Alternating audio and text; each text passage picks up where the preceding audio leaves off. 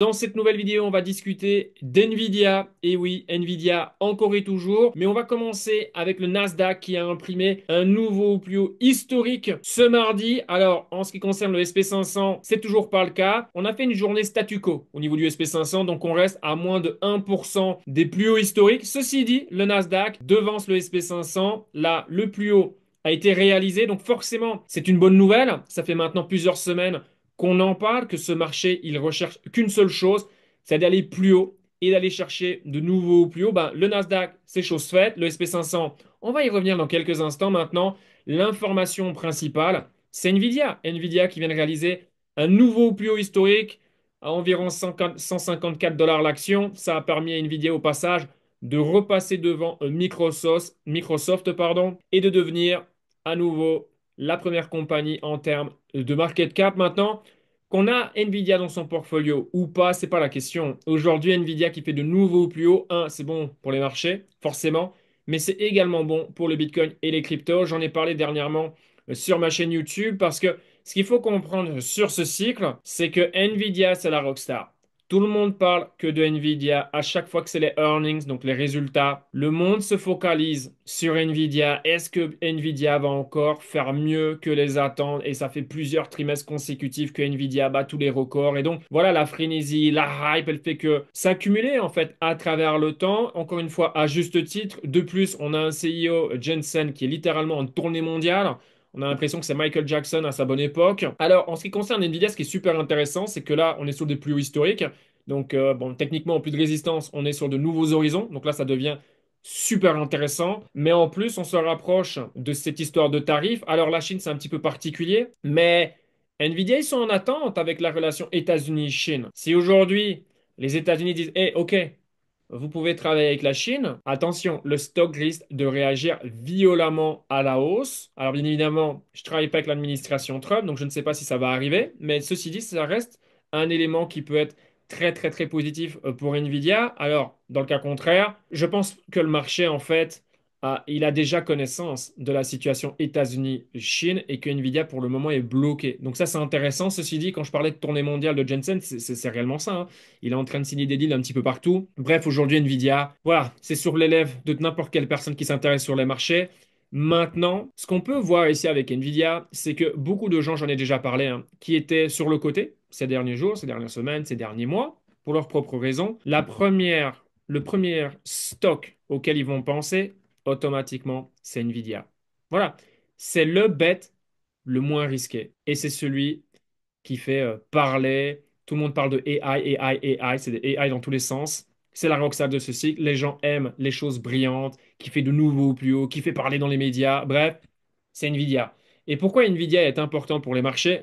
Souvenez-vous, mois de janvier, donc on ne parle même pas de cette histoire de tarif, on prend un cas isolé. Mois de janvier, l'épisode DeepSeek, le cours de Nvidia, boum. Et regardez les marchés si vous vous en souvenez comment ils ont réagi. Ils ont tiré la gueule.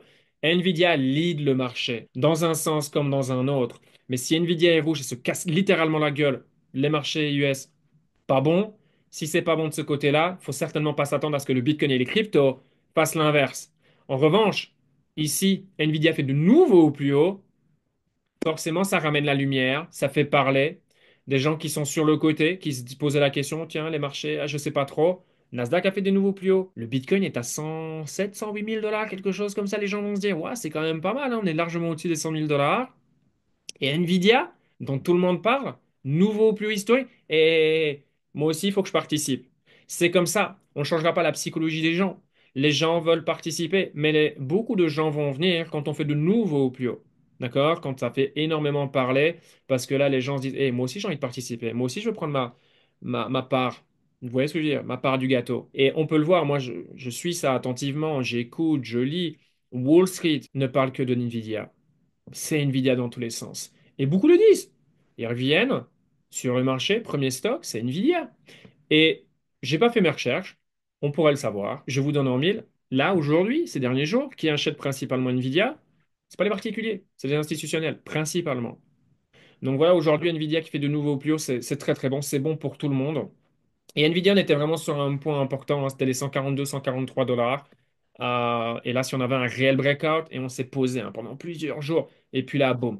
Ma vision des choses, c'est que je pense que beaucoup de gens qui avaient acheté Nvidia, un peu avec le FOMO fin 2024, puisque c'est là où on avait, la dernière fois, on a eu de l'engouement pour les marchés crypto, bourse.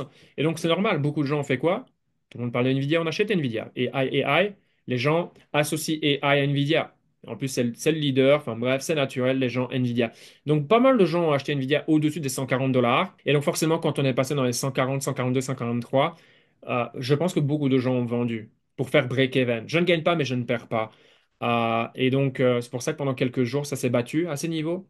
Et là, c'est parti, on a break-out. Et là, maintenant, on a fait de nouveaux plus hauts. C'était le scénario le plus probable. Si on casse, Nvidia doit partir.